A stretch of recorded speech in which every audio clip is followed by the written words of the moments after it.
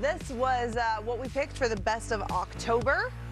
And I gotta say, a lot looks the same for me here as we get into November. But let's start with you guys, huh? Let's start with the goalies. We haven't talked much about goaltending so far this show. Who do you think has been the best goalie in the month of November? Let's start with you, Hicks. Okay, I'm going tandem. I'm sort of cheating, and this is against my religion. I'm talking about the Rangers right now, but the tandem of Jonathan Quick, like he's still got it. It's good to see him reborn again in New York. And on the other side, like last night, you got Shesterkin. That it's not just the saves, it's the timely saves, but they're getting it from both guys. This is a tandem to me. In November, I thought they were the best in the NHL. That's a solid case. But I don't like that you just picked the tandem. We're allowed two? Like, what's going on here? Yeah, who wrote these rules? Have some integrity. There's no rules. Have some integrity on this show, right? Like, he's making it about himself again. What are we doing? It's true. This is such a classic Hickey. Just kidding. Okay, who do you have? Guess who? Connor Ingram. Yep. Connor Ingram. This guy's going to need to pay me. Homer. Do we have a Homer alert? I'm getting a, we need a Homer alert. Connor Ingram, 7-2 in November. Unbelievable. He's been solid. They got to start rolling with him. They're going the Vejmelka to him, and I love Veggie, but just roll with Connor. Just do it. Let's ride. Yotes Country, Mullet Magic. Let's ride. Okay. That's fair. He's gotten them right back into the conversation again. They're above 500. Yeah, roll with them. Connor Ingram. Yesterday, even Weeksy said he was in the conversation as a Vezina person right now. I paid him a little bit on the side. Yeah, you did. Anyway, I'm going with Bobrovsky. It might surprise some people, but I think Bobrovsky. Actually, he's tied for the most wins this month. Yeah. 7. Stellar numbers. Second only, I think, to Thatcher Demko, who, interestingly enough, none of us picked. He actually has the best numbers in the month of November. But I think Bob, just what he meant to this team down the stretch in the Stanley Cup playoffs last year, and what he continues to mean. We had Steve Goldstein, who calls play-by-play for them on a while back, and he said nobody even talks about how much Bob makes. And that tells you that he's doing his job, because that's what everyone talked about for the first few years of that contract. Is like, can't win with a $10 million goalie. Yeah, he's worth every penny right now, the way that he's got the Panthers rolling. He is, and to Demko's point, none of us picked him because pick up the phone, Thatcher. Trying to get you on. You want a bump? We give the bumps here. Blackballed until he's on, right? Yes, sir. We're not picking you. Sorry, Thatcher. Sorry, Thatch. We keep receiving a busy. Sorry, my guy. Oh my gosh! All right, rookie of the month of November, Thomas. Okay, I got to stick with the D, the good guys, and I'm going with Brock Faber out of Minnesota. It's been a really tough time, but look, this guy's playing a ton of minutes. Jared Spurgeon missed a lot of time early on in the season, and this kid filled in. It's fun watching him play because it's really subtle, all the things that he does really well, but it's extremely impressive. He's a plus player. He's playing way more minutes than any other rookie, and I don't know if he's going to be in the conversation at the end of the season as being the top rookie of the year, but he's impressed me so much coming right out of college. This kid's playing for real. He's a plus player, playing way more minutes than anyone else, a difficult position and a tough time for the Minnesota Wild, and he's been a constant there. So Brock Faber for me. That's what I was going to say. It's also the fact that he's played on a team that's played very poorly right now. So I love that you give him some love. He kind of gave them confidence to kind of move on from Kalen Addison. 100%. That was kind of their guy at first. Then he came in, and I mean, he's kind of made him fully taking the expendable. reins. Yeah, 100%. What rookie do you like? I like my former teammate in Akbars Kazan, Voronkov in Columbus. We're going to Voronkov. Let me check my stats here. 9 points in November.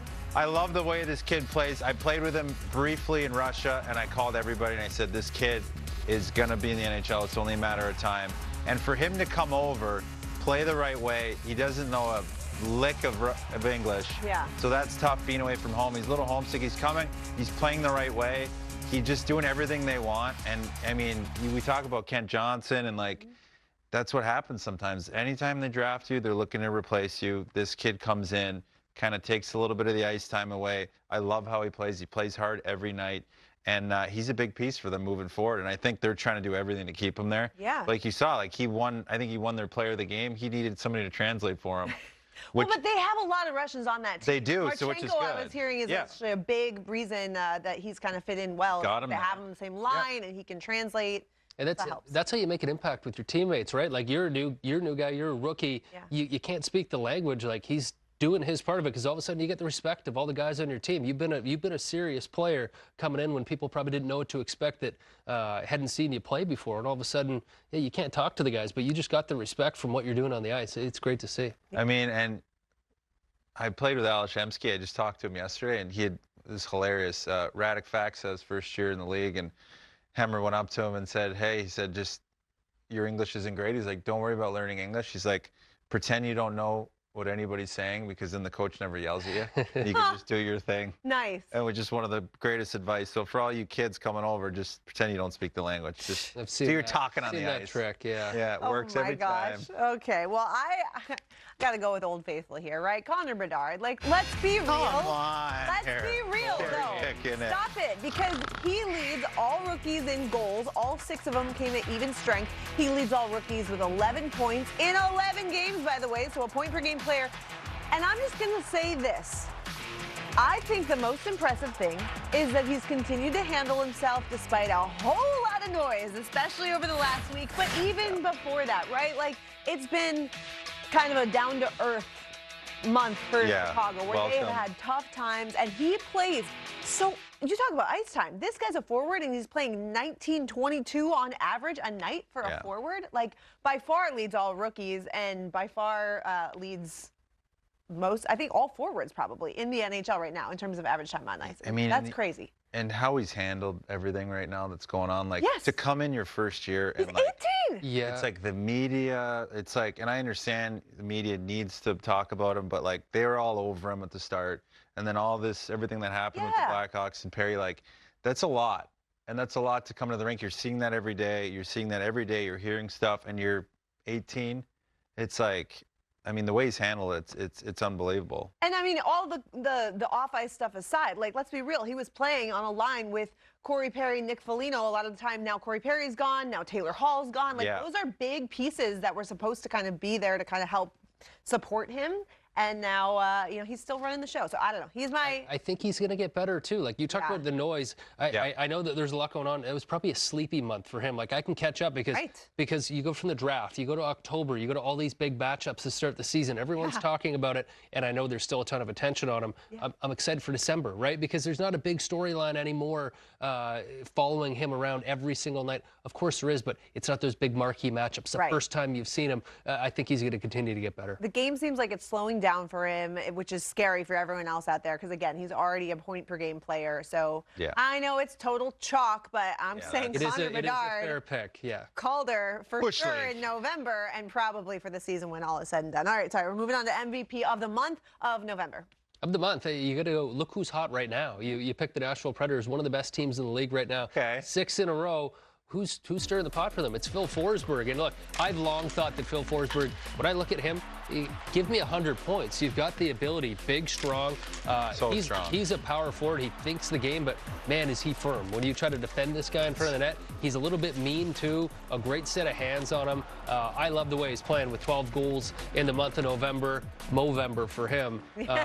All-time Movember. All-timer. I like Phil Forsberg. He's my MVP. Well, you said that, like how strong he is. Like people don't realize. Seeing him, he is so strong on the puck. Yeah. He gets a step on you, and you're like, night, and he's built like Grabner. That's for sure. I'm sure of it. And it's such a good leader too. I mean, I like what they got cooking there in Nashville right now. You know, that's kind of a. It could be the year where he just pops off and you know sets himself apart from.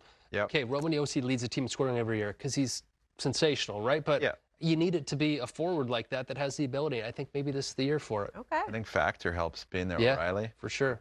Who's your MVP for November? I'm just building up my rapport with the Rangers and the fans of the New York Rangers. Artemi Panarin is my guy. I love the way he's playing. Top 5 in scoring right now. He's on pace to blow past his all-time points. I love the way he's attacking, shooting, setting up plays. He's doing a little bit of everything for them. And I love his passion for the game. It's just one of those guys that you come to the rink, and I never played with him, but I feel like you come to the rink, big smile on his face, always looking to compete and play, and you love that out of your top scorer. You just love a guy that wants to be there and just wants to carry the team. Yeah, he's feeling it right now, and he's one of those guys when he is. He's fun to watch because he gets more and more creative the better he feels about himself. And I think there was a point streak, then a home point streak. He's on his game, and you see some of those highlights, the plays he's able to make on his backhand. It's incredible. Yeah, well, you brought up Filip Forsberg and his goal totals from November, which is incredible. I'm going with Kucherov because he leads the pack in points. And, man, he's just somehow still a little bit underrated. I'm going to say it. I think he's somehow underrated still after all this time. Two cups, whatever. I think people still think about other people first on this team before Kucherov. And my gosh, he's fantastic. 26 points this month alone. And you want to talk MVP? He has been involved in 54% of the team's total goals in the month of November. So, like, if they're scoring, he's involved more than half of the time. And that speaks volumes in terms of MVP conversation to me. You know, the team hasn't been amazing, but they've definitely been good enough. And now that Vasi's back and they're getting healthier, I think they're going to roll. I think Tampa's and I don't think he cares about being underrated because he has his 2 Stanley Cup ring plugged in his ear. Patty Roy setup. He's the forgotten superstar. Really, like you look at last year, what he did. We're not really talking about how good he was last year. I think he was 3rd in the league in points. There was a couple guys at Edmonton that were just set records last year with the production that they've had. He's right there, and he's doing it again this season. He's leading the league in scoring. It's a great pick, Jamie. Okay, thank you. Well, I was thinking about taking him too. After the Bedard one.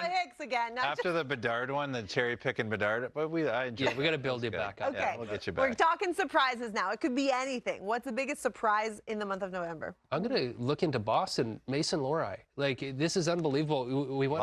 I went from seeing his first game. I was watching the highlights. I said, "Who's that number 6?" And it looks like he's played in the league for a long time. Yeah. He came up in November. I think he's back in Providence now. You're going to see him again by the end of this season.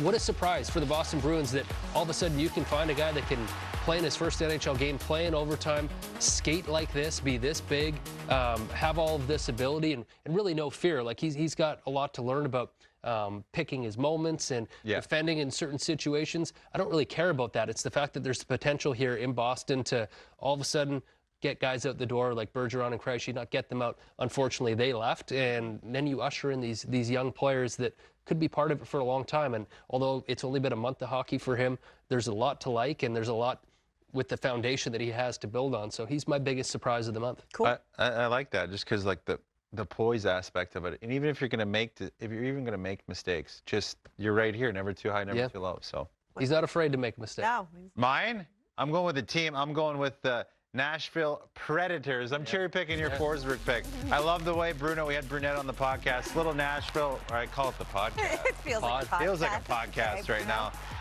We gave them the bump. They're rolling right now. I love their whole team. The young guys that came in, Novak, Evangelista. I think Baxter with O'Reilly. What the rub?